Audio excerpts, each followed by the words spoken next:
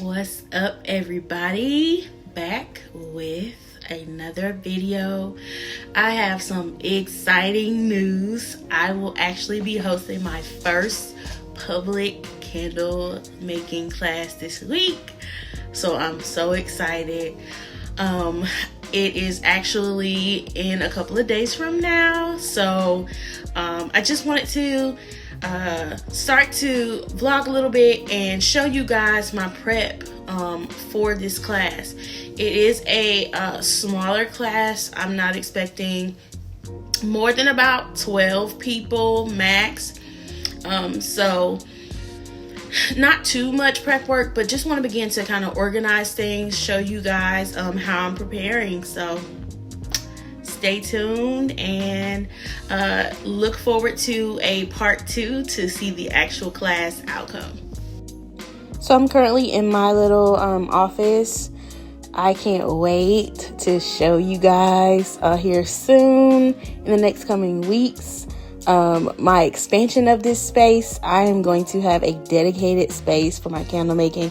I'm so excited about that. But in the meantime, this is my little space here where I'm going to begin to just collect some of the items we're going to need for the class. As I kind of pick things off the shelf, I'm going to begin to kind of speak to those things just to give you some insight to what and why I'm grabbing them. So I'm just going to start here. These are actually the tops of them, but I want to show you guys these. I thought they were so cute, and I'm dropping my dye here. I thought they were so cute. These are my little pours for my fragrance oil. So I'll be bringing these along. As you can see, I have fragrance oils over here, but I'm actually going to pour them and label them in these little cute glasses. They have a little stopper on top, so that is actually a really big deal when it comes to spills and things like that. So these are my little pours.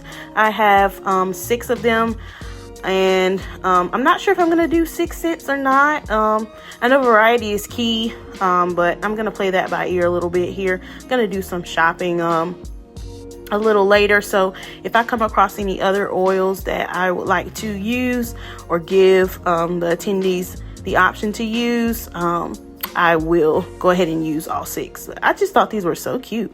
So got a little container here, just gonna start to place some things in there. So I've got those bottles here in this container. I've got a smaller container just to carry some of the smaller items. I'm gonna save my bigger container for the pictures, but I've got those in there now. 6 of those bottles, like I said, for my fragrance oils.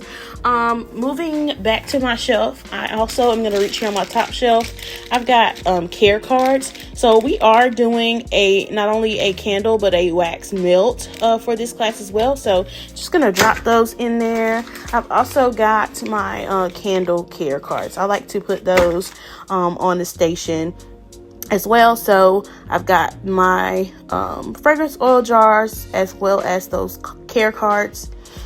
Staying here on the top shelf, I've also got these dust covers. So this is my smaller ones. I think my bigger ones are here. So I've actually got dust covers. Y'all excuse my Christmas leggings. But I've got candle dust covers here. So I'm actually going to provide one of these as well. It just goes on the top of the candle. At the end, once it's complete, I will stress to them to wait until that candle has fully cured to put it on. But it's just a nice dust cover. You know, over time you let candles sit and they end up with dust on them. That can also be very hazardous. So just want to give them the opportunity to have proper candle care. We are advocates for that. These are the same, they're just a little smaller. So I'm actually gonna go, just wanted to be sure, with the bigger ones here. Just drop those down in my box as well. Staying here on my top shelf, I also have these, which I thought was really cool. Just some additives. It's different flowers in here. Lemon, rose petals, lavender, just to give it a unique touch if they want to garnish the candles. I am really a fan of these here, just using them recently with our seasonal bloom scent. I think it came out beautifully. If you haven't seen those, give them a look on vybezaromas.store or my Etsy page, Vybez Aromas. I'm really a fan of these. I think that since it's a small class, this will be a really nice touch to their candles. So dropping that in too. So sticking here to my top shelf, I've got since we said we were doing wax melts, I've got some shells here. Not taking all of these, obviously. Just going to grab a couple out. As you can see, they're like 2.4 ounce wax melt shells. So just going to throw about 20 in there just to be on the safe side. We always want to keep extra when we're taking things to a class, especially if you can't get some of the materials on hand. Just want to make sure if there are any mistakes that you can quickly correct it and have a smooth class. So I'm gonna grab like 20 of these and keep it moving. Keeping the love going on my top shelf here, I have got and if you go to my site, I have some candle care accessories. I am going to bring just one snuffer and one trimmer with me, just to be able to demonstrate to the class their proper candle care. And if they don't have any, give them the opportunity to purchase one, but just to show them the proper candle care. So that was the wick trimmer. This is my snuffer. Nice little bell on the top there, and this just snuffs out the flame properly. I'm also going to bring this filter for those really small neck bottles. Can be a little difficult to pour, even though I'll probably get a much larger funnel. This is about as tedious as probably pouring it in there, just eyeballing it, but just gonna drop that in too. Can never be too sure. All right, gonna move to my little junky supply container here. Again, reorganization coming soon. And grab, and some of them are currently being used by me right now, so I'll probably have to wash, but my handy dandy heating tool, as well as my stirrers. My lovely stirrers here. This will be for, of course, stirring in the fragrance oil. Once they have gotten their hot wax and we pour the fragrance oil in, we'll need to stir vigorously for 2 minutes, just to make sure that wax and the fragrance oil marries. So throwing those on in too. So even though I have as you can see here, a temperature controlled wax melter, which I'm also bringing along, I'm actually gonna still bring my thermometer. It's a clip thermometer that you actually can sit on the side of a pouring pitcher. I'm gonna actually still bring this along with me just in case, more of a precautionary than actual need. But I'm gonna clean it. It's got a little wax on it, so I'm gonna clean that, and I'm tossing that in as well. This is how we're looking so far, and we only have just a few more things that are gonna go in here. So I had to get down to the nitty gritty of my junk container there, but did that off camera. But just want to also show you guys, I am gonna bring some papels just in case anybody wants to mix fragrances. They can just, pull a little bit out of a jar. They don't have to pour, such a large amounts from the jar if they just want to touch of this, touch of that. So I'm going to toss those in as well. I also have my my beakers. They are plastic beakers. These are not all of them, just missing about half that I'm going to have to clean and put in here. But as you can see, they're just plastic spouted beakers, and they'll use these to hold their fragrance oils prior to mixing. Next, I have this really super slim scale. It does have tempered glass for heat. It does measure in grams and ounces. Super slim as you can see here. Gonna bring that along as well, just for measuring purposes. I think that I am going to actually distribute the hot wax out, just for liability purposes. And so I'll probably just have the vessel sitting here, measured out, pour into their pouring pitchers. But just gonna bring that along just to make sure we're remaining accurate in our pouring. So, saving the best for last, we'll have the things that it's actually gonna take to put your candle together. So I've got a roll of warning labels. This is so imperative, guys. Please make sure you are putting warning labels on your candles. Not only does it highlight candle care, but it is definitely a safety and liability precaution you want to ensure you have on your candles. So got a roll of those. I also have, I'm not a glue dot person. I'm a wick sticker person. And especially for class purposes, just a hot glue gun and all that just gives me anxiety. So I'm using wick stickers. And I also have these cute decorative stickers to put what your candle is going to smell like, whatever you choose. I also will have my wick clips. I'm using wood wicks, so I have the clips as well as the actual wicks themselves. One other thing I'm just going to top my container off, my small container off with, are these logo stickers. So these are not a specified scent. If you've been following me, you know this is what my candle jar labels look like. These actually don't have any specified item name or scent on them. I like to keep these on handy just in case I have to brand something that doesn't necessarily require me to have a scent name or anything like that on them.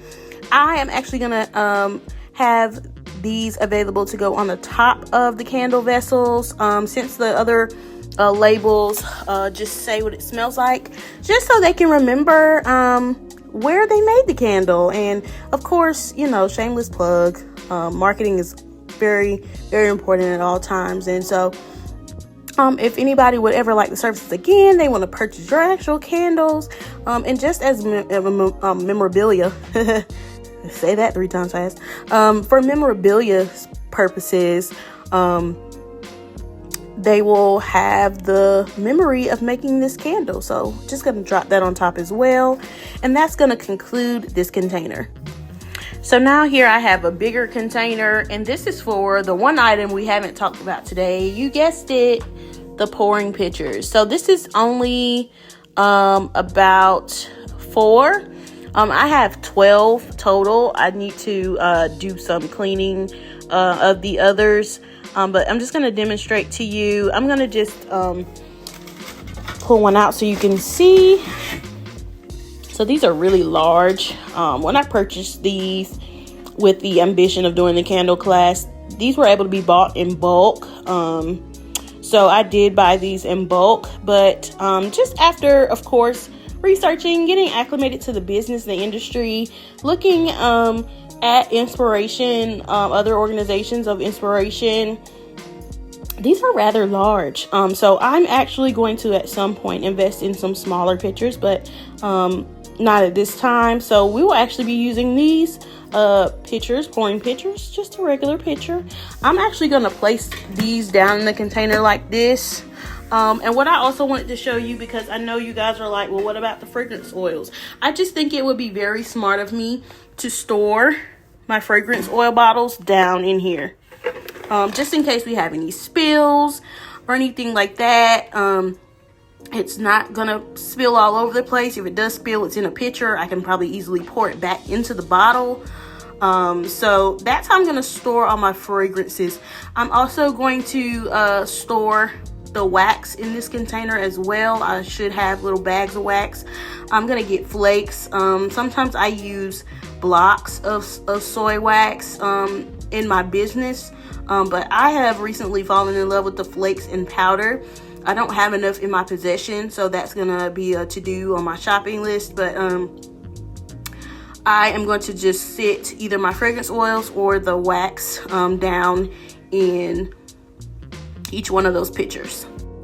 So I've got 8 in here comfortably. I should be able to lay some others across the top. I'm only going to take about 10 or 12 with me again, not expecting a very large class. So I told you guys I was going to do some additional shopping. I did get some 6-ounce gold tin vessels. That's what we'll be using for the class.